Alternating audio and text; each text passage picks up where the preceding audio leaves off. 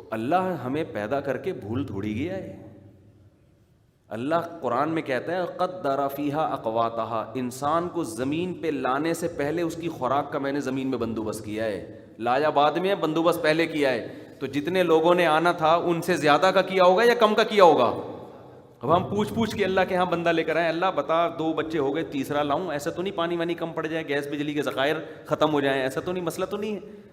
تو اللہ کو اس بلوچ سے زیادہ غصہ آئے گا. ٹھیک ہے نا, کیونکہ اللہ تو بہت غیرت مند ہے. یار ہم سے پوچھ رہے ہو یار. اللہ کہتا ہے برساتی مینڈکوں کی طرح لائن لگا دو, میرے خزانوں میں کمی ہونے والی نہیں ہے. خزانوں میں کمی, رزق کی کوئی تنگی نہیں ہونے والی. یداہ مبسوطتان, میرے دونوں ہاتھ کھلے ہوئے. تبھی جن کے بچے زیادہ ہیں اکثر خوشحال نظر آئیں گے آپ کو, اکثر خوشحال نظر آئیں گے. اور یہ یونائٹڈ نیشن کے تانے ہمیں نہ دیا کرو کہ مفتی صاحب کو یونائٹڈ نیشن کا نہیں پتا. ایک سب نے کیا ہوتا ہے, یہ مولوی کو دیکھو کیسی باتیں کر رہے ہیں, بچے زیادہ, اس کو کیا پتا اس وقت دنیا میں آبادی اتنا بڑا مسئلہ بن چکی ہے. اس وقت دنیا میں آبادی کی قلت بہت بڑا مسئلہ بن چکی ہے. یونائٹڈ نیشن میں کوئی جاننے والا نا, اس سے جا کے پوچھو. سمجھتے ہو دنیا آبادی بچوں کی جو گروتھ ریشو جتنا ہونا چاہیے, یونائٹڈ نیشن اس پہ پریشان ہے, اتنا ریشو ہے نہیں. آپ کہہ سکتے ہو پھر یہ تحریکیں کیوں چلا رہے ہیں کہ ہم بچے کم پیدا کریں؟ یہ اس لیے کہہ رہے ہیں ہمارے ہو نہیں رہے تو ان کے تو کم کرو. نہیں آ رہی بات؟ وہ ایشیائی ملکوں کو کم کروا رہے ہیں, اپنوں کو تو کہہ رہے ہیں اسپیڈ بڑھاؤ, زور لگاؤ. وہ بڑھ نہیں رہی ان سے اسپیڈ, وہ 2 ہی تھے. تو پھر پاکستانیوں نے وہاں جا کے الحمدللہ اس کا بہت زبردست جائز فائدہ اٹھایا. اس کا فائدہ یہ ہوا کہ جب مسلمان کہیں بھی جاتا ہے اسپیڈ کسی اور چیز میں بڑھے نہ بڑھے, یہاں بڑھنا شروع ہو جاتی. تو وہ اس سے بھی پریشان ہے کہ یار یہ تو اسپیڈ ان کی بڑھ رہی ہے, ہم تو ویسے ہی مینورٹی میں. 2050 میں تو یورپ کے بہت سے کنٹریز ہیں جن میں اسلام اکثریت میں ہوگا. اسلام پوری دنیا کا تو سب سے بڑا مذہب بن چکا ہوگا. اس کے علاوہ بہت سے یورپ میں ان کی اپنی آبادی مینورٹی میں. ابھی آپ دیکھو اطلاعات آتی ہیں کہ فلاں ملک کا وزیر اعظم وہ مسلمان ہے, آنی شروع ہو گئی نا اطلاعات ایسی. الیکشن میں ایک مسلمان جیتا ہے, یہ ہونا شروع ہو گیا. اب جب جمہوریت ہے, گروتھ ریشو بڑھے گا, تو آپ دیکھو گے کہ فرانس میں مولانا فلاں رحمت اللہ علیہ صدر بن گئے, یہ دیکھو گے آپ. اور جناب جاپان میں کوئی اچھا سا نام بتاؤ یار جو جاپانیوں پہ سوٹ بھی آ رہا ہو. جاپان میں سبکتگین صاحب جاپان کے صدر بن چکے ہیں. یہ ہوگا ایسے, روک ہی نہیں سکتے آپ, کیونکہ جیپنیز کے ایک بچہ تو اب وہاں ہمارے افغانی جا رہے ہیں, ہمارے پشتون جا رہے ہیں, کیونکہ وہ بہت بڑے تاجر ہیں. گاڑیوں کا کتنا بڑا کاروبار ہے ہمارے کوئٹہ کے تاجروں کا. مجھ سے تو کوئٹہ کے تاجر ملتے ہیں آ کے, مجھے بتاتے ہیں کہ ایک شادی ہم نے جاپان میں کی ہوئی ہے, کوئٹہ میں کی ہوئی ہے, وہاں بھی اسپیڈ ہے, یہاں بھی اسپیڈ ہے. بتاتے ہیں, میں شاباشی دیتا ہوں, میں کہتا ہوں ایک چائنا میں بھی کرو. 4 کا مطلب ہی یہی ہے کہ 4 ملک تو نمٹاؤ نا یار, 4 ملک نمٹاؤ, تو اس کا نتیجہ نکلے گا انشاءاللہ چائنا میں ایک دن وزیر اعظم بنے گا. لوگ کہیں گے اس کا تعلق کہاں سے ہے؟ کوئٹہ سے. اس کا تعلق کہاں سے ہے؟ کوئٹہ سے. یہ ہوگا تو انشاءاللہ. تو کہاں سے کہاں بات چلی گئی. لسی, پنجاب والے لسی پیتے ہیں نا شوق سے. تو آپ دیکھیں گے ایک دن ایک وقت آئے گا کہ جی امریکہ کا جو صدر ہے لسی بہت شوق سے, اس نے بھینس پالی ہوئی اپنے گھر میں. اس کو سجی کے کھجی کے ہوتا ہے, سجی کے پائے بہت پسند ہیں. تو جو خدا کا قانون ہے, آپ کو پتہ ہے, آپ ہسٹری اٹھا کے دیکھیں نا, بہت سے قومیں ایسی ہیں جو ختم ہو چکی ہیں. بہت سی قومیں ایسی ہیں جن کا وجود, جو بڑی بڑی قومیں تھیں, وہ اب کیا ہیں, مارکیٹ سے شارٹ ہو گئی ہیں. وہ منورٹی میں آتے آتے مارکیٹ سے ہی شارٹ ہو گئی. تو خیر کہاں سے کہاں بات چلی گئی. میں کہہ رہا تھا من جعل الارض قرارا, قرآن کہتا ہے جس نے زمین کو جائے قرار بنایا, وجعل خلالها انہارا, اور زمین کے بیچوں بیچ دریا پیدا کر دیے, سوات مردان جاؤ. اچھا گرمیوں میں پانی کی زیادہ ضرورت ہے نا, اس کا بھی انتظام ہے.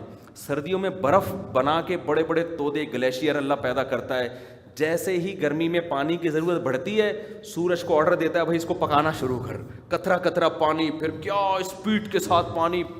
ان علاقوں میں جاؤ, ایسا شیشے جیسا چمکدار پانی پہاڑوں سے بل کھاتا. میں ادھر گیا ہوں نا, یہاں یہ جو کون سی جگہ یار جہاں ابھی ہو کر آیا تھا میں, گلگت داریل. آپ حیران ہوں گے جتنا اونچا پہاڑ ہوگا نا اس کی بالکل چوٹی سے پانی ابل کے نیچے آ رہا ہوگا. گویا اللہ نے کہا یہاں بھی کوئی رہنا چاہے تو میری طرف سے انتظام ہے, زمین بھرے گی نہیں جلدی, بہت اسپیس ہے زمین میں, پانی کا ٹینشن نہیں ہے. اوپر چڑھ جاؤ ادھر سے نکلے گا. ابے پانی کا تو کام ہے اوپر سے نیچے آنا, یہ نیچے سے اوپر کیوں جا رہا ہے؟ ہر پہاڑ میں آپ کو بل کھاتے ہوئے چشمے نظر آئیں گے, پہاڑوں کے اوپر سے پانی نکلتا ہے بل کھاتا ہوا زمین پہ آتا ہے. ایسی جگہوں پہ جہاں حیات ممکن نہیں تھی میرا رب وہاں اونٹنیوں کو لے جاتا ہے بادلوں کی شکل میں, اور پانی اتنا برساتا ہے کہ پانی کی تہ پہاڑ کے اوپر سے پھوٹ پڑتی ہے. اور سب سے زیادہ صحت مند پانی بھی وہیں کا ہے, سب سے زیادہ منرلز اس پانی کے اندر ہوتے ہیں سب سے زیادہ.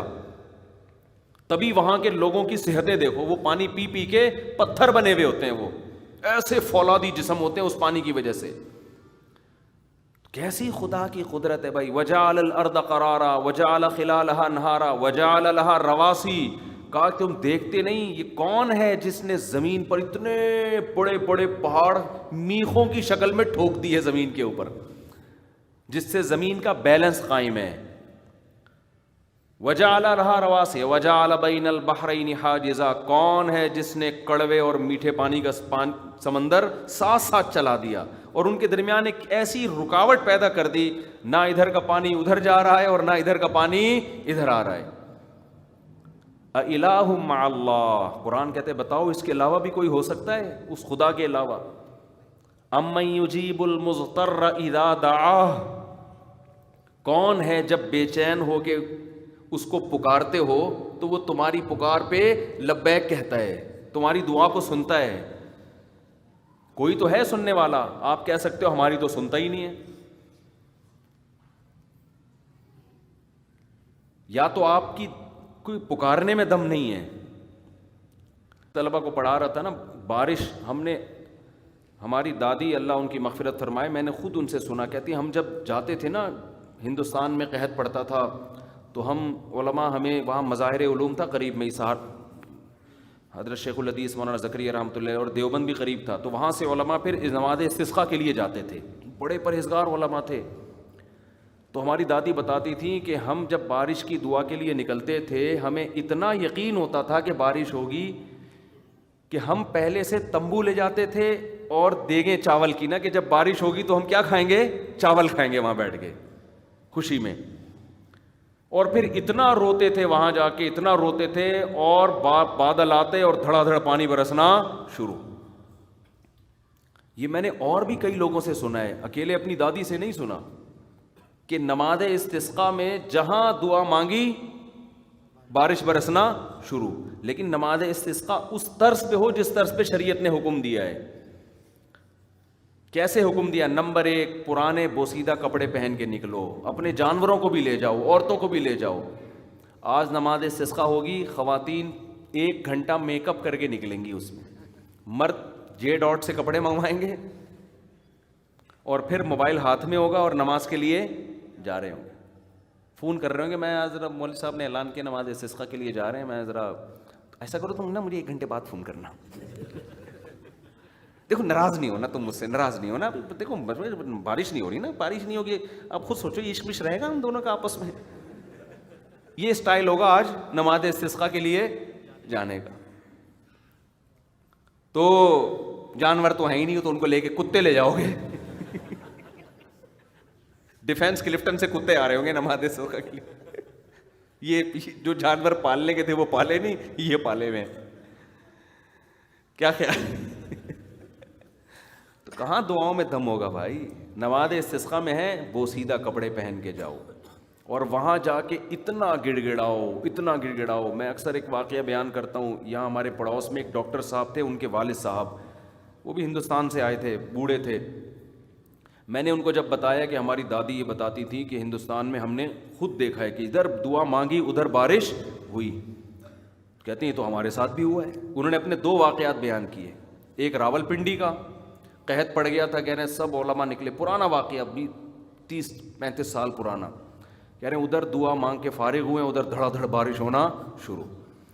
اور ایک اور واقعہ انہوں نے ہندوستان کے پنجاب سے ان کا تعلق تھا. انہوں نے کہا کہ انڈیا میں ہم جب جاتے تھے نا نماز استسقاء کے لیے, ہندو کہتے تھے یہ موسلے بارش برسوانے جا رہے ہیں, مسلمان کو وہ کیا کہتے موسلے.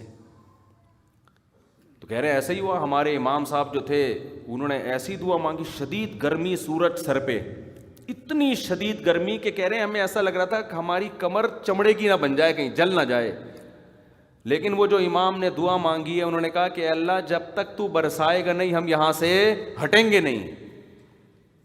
ایسا گڑگڑائے ہیں کہہ رہے ہیں بالآخر دے مار 4:30 بادل آئے اور دھنا دھن بارش ہونا شروع. تو کہہ رہے ہیں ہم جب واپس آ رہے تھے نا تو ہندو کہہ رہے تھے یہ موسلے بارش ہندوؤں کو بھی یقین تھا کہ بارش ہوگی, ہندوؤں کو بھی یقین تھا. دارالعلوم کورنگی میں حضرت مفتی محمد شفیع صاحب رحمہ اللہ تعالیٰ کا دور تھا. تو ان کے شاگرد جو میرے شیخ تھے حضرت مفتی رشید احمد صاحب رحمہ اللہ, میں نے حضرت جو اپنے شیخ تھے ان سے خود یہ واقعہ سنا. انہوں نے کہا کہ کراچی میں ایسے قحط کا سما ہونے لگا تھا, بارش بند. تو کہتے ہیں میں نے حضرت مفتی شفیع صاحب جو میرے استاد سے, جو حضرت مفتی تقی صاحب کے والد صاحب ہیں, ان سے عرض کیا کہ نماز استسقاء پڑھنی چاہیے ہمیں, بیماریاں بھی پھیل رہی تھیں, خشکی بھی بہت ہو گئی تھی. تو کہتے ہیں حضرت مفتی شفیع صاحب نے کہا کہ اس زمانے میں نماز استسقاء نہیں پڑھنی چاہیے. ان کی رائے تھی. کہتے ہیں میں نے کہا کیوں؟ کہتے ہیں بارش ہوتی نہیں ہے, لوگوں میں وہ جذبہ رہا نہیں ہے, اس کا نقصان یہ ہوتا ہے کہ دین بدنام ہوتا ہے. لوگ کہتے ہیں یہ ایسے ہی ہے, دیکھو ہونا تو کچھ بھی نہیں ہے. وہ ظاہر ہے لوگوں کے حالات دیکھ کے کہہ رہے تھے. تو حضرت فرماتے ہیں میں نے کہا کہ دیکھیں کہ ہم ایک سنت کو تو نہیں چھوڑ سکتے کہ اگر دعا نہیں قبول ہو رہی, ہم نے تو اپنی سنت پوری کرنی ہے, وہ اللہ کی مرضی قبول کرے نہ کرے. دوسری بات یہ کہ ہمارا مشاہدہ یہ ہے کہ جب بھی نماز استسقاء پڑھی ہے بارش ہوئی ہے. تو کہہ رہے جب میں نے یہ بات کی تو حضرت مفتی شفیع صاحب رحمہ اللہ تعالیٰ بھی, حضرت مفتی محمد شفیع صاحب رحمہ اللہ بھی راضی ہو گئے اور فرماتے ہیں مجھے کہا کہ آپ پڑھائیں. نماز استسقاء میں یہ ہے کہ ایک دن نہ ہو تو دوسرے دن پڑھیں. تو کہتے ہیں ہم نے جب تیسرے دن پڑھی الحمدللہ بادل آئے اور دے مار 4:30. حدیث میں بھی ایسے آتا ہے کہ نبی صلی اللہ علیہ وسلم نماز استسقاء کے لیے نکلے. صحابہ تو یہ نبوت کے اپنے سامنے دیکھتے تھے نا یہ مشاہدات. نبی صلی اللہ علیہ وسلم نماز استسقاء کے لیے نکلے. صحابہ نے شکایت کی کہ مویشی ہلاک ہو رہے ہیں, بارش ختم ہو گئی. تو نبی صلی اللہ علیہ وسلم نے صحیح حدیث اعلان کیا, صحابہ کو وقت بتایا, اس میں سب نکل گئے. نبی صلی اللہ علیہ وسلم نا دعا میں عام طور پہ ایسے ہاتھ اٹھاتے تھے یہاں تک, لیکن صحابہ کہتے ہیں آپ نے دعا کے لیے ہاتھ اٹھائے, آپ کی بغلوں کی سفیدی نہ, اتنا جب زیادہ آہوزاری ہوتی ہے انسان ایسے مانگتا ہے. آپ نے اتنی دعا مانگی. حضرت عائشہ رضی اللہ تعالی عنہا فرماتی ہیں کہ اطبقت السماء, پورا آسمان بادلوں سے بند ہو گیا. صحیح ہے نا. اور اتنی بارش ہوئی ہے کہ صحابہ پہاڑوں کی ٹوہ, کیونکہ وہ تو میدان تھا نا, پانی سے بچنے کی جگہ نہیں تھی, جس کو جہاں جگہ مل رہی ہے, کوئی آڑ مل رہی ہے بھاگ رہا ہے. اور نبی صلی اللہ علیہ وسلم ایسے مسکرا رہے تھے کہ آپ کی داڑھیں ظاہر ہونا شروع ہو گئی اس میں. لیکن اس میں کیا ہے, بارش میں جب نماز استسقاء کے لیے جائیں تو گناہوں سے معافی. اصل یہ ہے استغفروا ربکم انہ کان غفارا یرسل السماء علیکم مدرارا. لوگوں اللہ سے استغفار کرو, اپنے گناہوں کی معافی مانگو, تمہارا رب بڑا غفار ہے, معاف کرے گا اور اس کے بدلے میں آسمان سے موسلا دھار بارشیں برسائے گا. تو توبہ نہیں ہوتی, آج کل توبہ نہیں ہوتی, گناہ سے معافی نہیں مانگی جا رہی ہوتی, نماز استسقاء میں بھی نہیں مانگی جا رہی ہوتی. تو کہاں دعائیں, تو ہر دعا میں ایسے ہی حرام کھانے والے کی دعا تھوڑی قبول ہوتی ہے. تو ہماری دعاؤں میں جان کیا ہو گئی ہے, ختم. ورنہ قرآن تو کہہ رہے ہیں امن یجیب المضطر اذا دعاہ, بتاؤ جب مجبور ہو کے اللہ کو پکارتے ہو اور تمہاری پکار کا جواب ملتا ہے تمہیں, تو یہ اللہ کے علاوہ کون ہے جو یہ جواب دے رہا ہے تمہیں, تمہاری حاجت کون پوری کر رہا ہے. تو اس طرح نا 20ویں پارے کے شروع میں اللہ نے کئی سوالات, کون ہے جو یہ کر رہا ہے, کون ہے جو یہ کر رہا ہے, قل ہاتوا برہانکم, ایک جگہ کا قل ہات, آخر میں جب اللہ نے دلائل کے انبار لگا دیے نا تو اس بحث کو ختم کیسے کیا ہے, ہاتوا برہانکم ان کنتم صادقین, اگر تم اپنے دعوے میں سچے ہو اس جیسی کوئی مضبوط دلیل لے کر آؤ. کوئی دلیل تمہارے پاس نہیں ہے, پھینکتے رہو گے بیٹھ کے, وہ فلاں سائنسدان نے یہ لکھ دیا, تو فلاں نے یہ لکھ دیا, تو یہ بندر نے یوں ایوولو کیا اپنے آپ کو, تو تم اس طرح مارکیٹ سے آہستہ آہستہ شارٹ ہوئی اور بالکل مارکیٹ سے بالکل ایسی غائب ہوئی ہے کہ اس آدھی دم کے نام و نشان بھی نہیں مل رہے. اڑے بندر سے جب ستار بھائی بنے تھے تو ستار بھائی کے بننے میں بھی تو کروڑوں سال گزرے ہوں گے نا, تو بیچ کی نسل کہاں ہے بھائی؟ ایک دم سے کیوں بندر جب ہوتا ہے ایوالو کیا ہوگا نا دم نے, آہستہ آہستہ غائب ہوئی ہوگی نا, تو بیچ میں کروڑوں بندروں کی جو نسلیں تھیں بھائی, 1 میٹر دم سے ایک نئی نسل آئی جس کی دم 1 میٹر میں 1 انچ کم ہو گئی, ایوالو ہو رہا ہے نا, پھر 1 انچ اور کم ہو گئی, تو ایسی نسل کے بندر بھی ہونے چاہیے. پھر ہوتے ہوتے ایک صرف تھوڑا سا اشارہ لگا ہوا ہے, آدھا انچ والے بندر بھی ہوں دنیا میں, ہول سیل کے حساب سے ہوں, 1 انچ والے بندر بھی, تو یہ تو بہت ساری نسلیں ایسی ہونی چاہیے تھی. یہ ایسا نہیں کہ فلاں جگہ سے ایک پتلا دریافت ہوا ہے, ایک لاش دریافت ہوئی ہے, وہ بندر سے تھوڑی تھوڑی مل رہی, وہ تو ہم آپ کو زندوں میں ایسے دکھا دیتے ہیں جو تھوڑے تھوڑے بندر سے مل رہے ہوں گے. کیا خیال, ان کی کہیں شادی نہیں ہو رہی, اس کی وجہ یہی ہے کہ لڑکی والے کہتے ہیں آپ اس زمین کی مخلوق ہمیں نہیں لگتے. اب آپ اس کو عجائب گھر میں لکھ دیں, لے جا کے رکھ دیں کہ دیکھو سائنسدانوں نے ایک انسان دریافت کیا ہے, لگتا ہے کہ بندر اس اسٹیپ سے گزر کے یہاں آیا ہے.